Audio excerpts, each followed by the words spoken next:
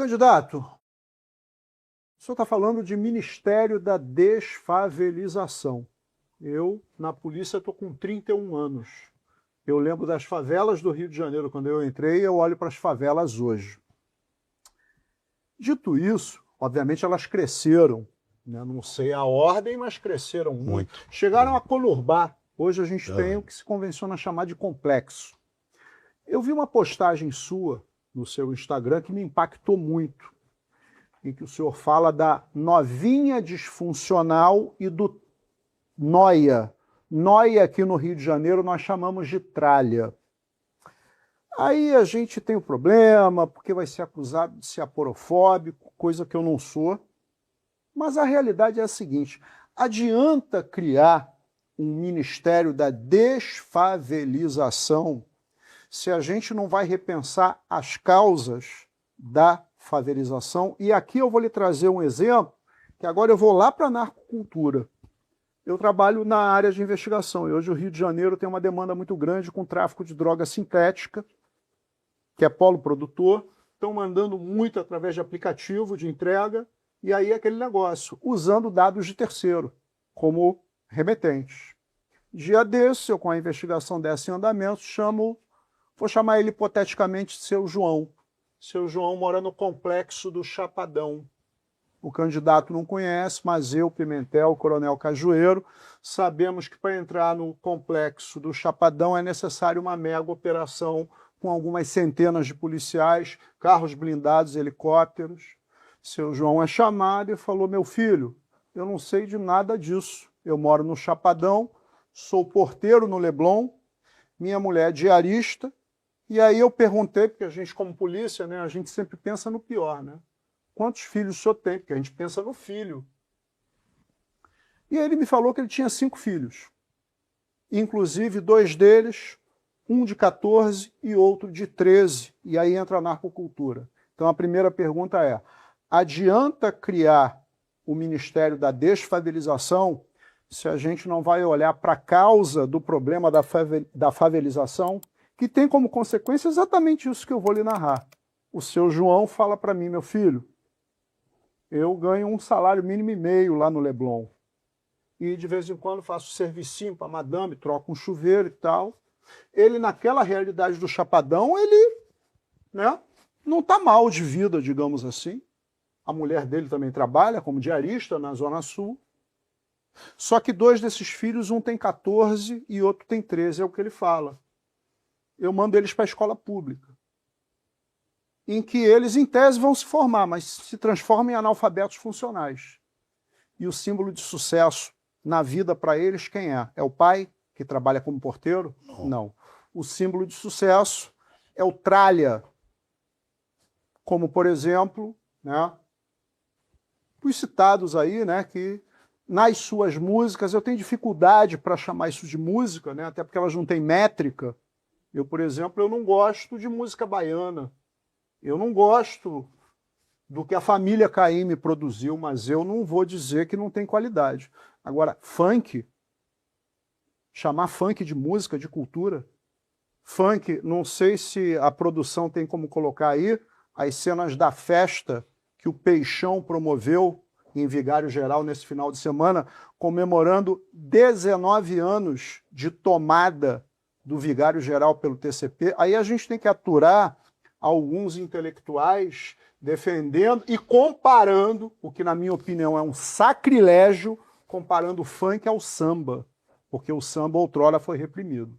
O funk hoje, ele é sim uma ferramenta da narcocultura, mas ele também é retrato exatamente dessa situação que a gente está vivendo. Esse é um baile funk em Vigário Geral. Eu suponho que sejam guitarras. O Coronel Cajueiro enxerga melhor do que eu. São guitarras ali, fuzis, não são? fuzis, infelizmente. Guarda-chuva, sério. Infelizmente. Ah, tá. Aí a gente tem que ouvir que isso não é narcocultura.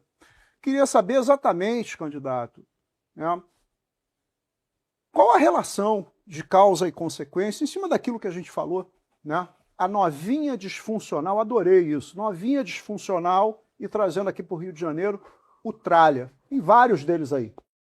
Olá, já deu seu like? Não deixe de ajudar o canal. bem clara, vamos lá. Eu adoro o assunto da origem, não só a origem das favelas, mas da cultura de favela, eu gosto de estudar. Esses são os temas que eu mais me detenho, eu adoro isso. Vamos lá. Naturalmente, para você ter um sistema de poder, você precisa de uma cultura que a justifique. Isso aqui, quem fala isso é o Karl Marx.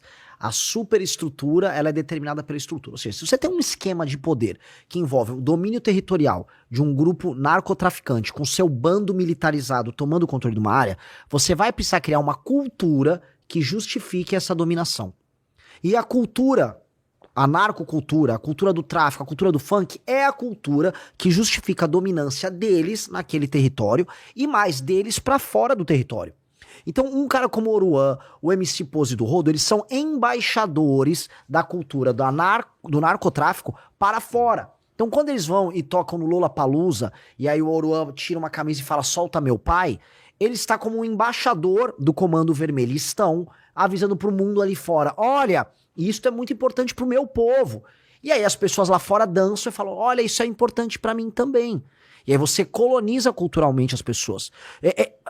A estrutura saiu de uma questão meramente interna dentro das favelas, em que eles justificam o poder lá dentro e tem essas festas que a gente tá vendo aqui, para as pessoas do tal do asfalto, usando uma terminologia que é muito usada aqui no Rio, morro e asfalto, elas naturalizarem a existência do crime organizado sem morar nas favelas ou sem morar nos bairros controlados. E esse foi o estágio que o Brasil tá chegando de transformação em narco-estado. Pose do Rodo, Oruan, mas inúmeras outras figuras. É uma naturalização de um determinado modo de vida. Para destruir isso, são de duas maneiras. Você tem que destruir a estrutura e a superestrutura. E você vai precisar fazer um trabalho, entendendo que o Brasil vive em guerra, de proibição da cultura do funk. Aí você vai falar, ih, o Renan quer censura. Aí vai aparecer o Caetano Veloso, o Chico Buarque. Não, calma. Na Dinamarca, a grande democracia dinamarquesa, se eu fizer, vamos dizer, propaganda de determinadas facções, tem uma facção específica ali, eu vou preso, eu não posso divulgar, não posso sustentar isso. As democracias precisam se proteger disso. Se eu for fazer propaganda de um determinado grupo terrorista na França, eu vou ter problemas. As legislações das democracias protegem a democracia disso. A nossa democracia não se protege. O nazismo na Alemanha é um exemplo muito claro. Então, nós vamos precisar atuar entendendo que nós estamos em guerra. Estamos em guerra? Bom, temos número de morte policial com número de guerra. Morte de cidadãos civis com número de guerra. É guerra. As armas são de guerra? São. Então é guerra. Então você não vai ter música do seu inimigo tocando no seu território. Você não vai ter festas criando essa estrutura. Porque ela não é só no final de propaganda, também é de financiamento. Porque a lavagem do dinheiro também passa por essas festas. Pose do Rodo aqui no Rio, em São Paulo, MC Rian, que lavava dinheiro do PCC. Então, essa estrutura tá toda pronta. Agora, eu vou avançar um pouco na questão da favela, porque a favela tem um elemento que é muito interessante. De onde surgiram as favelas? Já havia favela no Rio. São Paulo, até os anos 50, não tinha favela. Tinha o tal do cortiço. As favelas surgiram porque você teve você tinha uma natalidade muito grande nos anos 40, 50, 60, 70, 80, e um processo de migração, especialmente da região Nordeste e de Minas Gerais, para as grandes capitais. Isso aconteceu em todos os lugares. Mesmo no Nordeste, uma pessoa do interior de Pernambuco ia para Recife, uma pessoa do interior do Ceará ia para Fortaleza. Essas pessoas, o Estado brasileiro, até os anos 70, ele tinha alguma capacidade de investimento em infraestrutura. Isso quebra ali na crise do petróleo, e quando vem a Constituição de 88, que aumenta muito o custeio com folha, e aumenta as despesas, que ela constitucionaliza saúde, educação, etc., o Estado não fica com dinheiro para investir. Então ele não investe em infraestrutura, e isso inclui infraestrutura de habitação. Então todas essas pessoas migraram para essas cidades, não tinha infraestrutura, surgem as favelas, o Estado não resolve a favela, e como ele não tinha condição de resolver nada, nem da educação, nem colocar segurança, nem habitação, nem saneamento básico, ele largou. E ao largar, surge essa cultura num lugar que está largado por tudo. Então o Estado, vamos colocar de maneira bem clara, especialmente dos anos 80 em diante, o Estado brasileiro larga a mão das favelas, e elas viram essas comunidades autônomas com cultura própria, linguagem própria, autoridade própria, as facções políticas, e economia própria, informal. Então, o que nós criamos, se a gente olhar direitinho, foi um Brasil paralelo dos anos 70 até hoje. Então é um país paralelo, que ele não obedece nada. O país, ele inclusive nem fala mais a nossa língua. Então a gente tem que entender que é uma guerra contra um país anônimo que surgiu, de libertação da sua população local, que tem que ser brasileiro no sentido de titular de direito. E de dever também. Isso é uma outra discussão. E destruir a cultura desse país anômalo é libertar essas pessoas. Então essas coisas são todas integradas.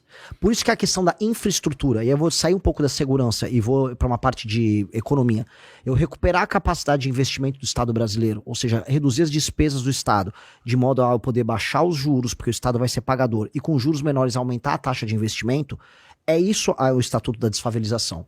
É de um lado recuperar a segurança, de outro recuperar a autoridade e a cultura, e de outro investir na infraestrutura. Eu preciso tornar aquele lugar no Brasil. A China passou o que o Brasil passou nos anos 60, 70, 80, isso nos anos 2000. Como? As pessoas saíram das províncias do interior e foram todos para a região leste, Xangai, aquela costa. A China falou, vai dar ruim, vai favelizar. E vai favelizar na casa dos, não digo bilhão, mas das centenas de milhões. Eles criaram cidades inteiras do zero, eles gastaram tudo que eles puderam em infraestrutura.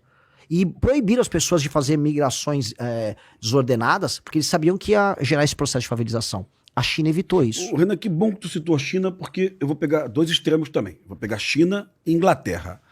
Há 2 semanas, eu acho que a Câmara dos Comuns ainda vai uma sanção do primeiro-ministro. Proibiu que adolescentes na Inglaterra utilizassem redes sociais. 80% dos seguidores do Oruan e do Pose são adolescentes. Ou seja, se essa medida viesse para o Brasil, fosse copiada, uma medida da Inglaterra fosse copiada no Brasil, a gente já libertava 80% dos adolescentes da narcocultura desses fascínoros, né? Aí depois eu vou para a China, onde o influenciador de riqueza também foi proibido, né? Então, na China hoje não surgiria um fenômeno Deolane. Porque a Deolane, ela postava foto de carros caros, de bolsas caríssimas, né? Que provocava em muitas pessoas, que provoca a necessidade de buscar algo parecido, né? Que é uma explicação também hoje para o crime. Então, a gente adotando uma situação da China aqui, ó, e uma da Inglaterra aqui, ideologicamente distintas, a gente estava ajudando o Brasil. Eu tô colocando isso porque eu quero saber a tua posição. Você é um cara democrata, que eu sei. Você bancaria uma proibição de acesso de adolescentes às redes sociais? Desde já. Sou favorável, inclusive me fizeram uma entrevista, o governo Lula, elogiar o governo Lula. Falei, olha, é muito difícil, mas um dos caminhos que eles estão querendo adotar de proibir rede social para jovem, eu endosso e vou passar. Rede social até 15 anos de idade não haverá. Não haverá conta de jovem em rede social no Brasil.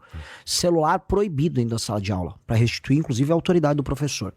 O que a China faz, essa questão do controle de conteúdo, isto envolve o perigo democrático. Tá? Dito isso, eu não posso proibir uma pessoa de ostentar na rede social, por mais cafona que eu ache. Dito isso, a ostentação por meios obscuros, venda de bet, essas rifas online, que é o que essas deulanes fazem, e promoção da cultura do tráfico, aí eu proíbo. E aí, curtiu o corte? Então dá aquela ajudinha, deixa o seu like, compartilha e se inscreve no canal. Um abraço e até o próximo vídeo, porque o futuro é glorioso.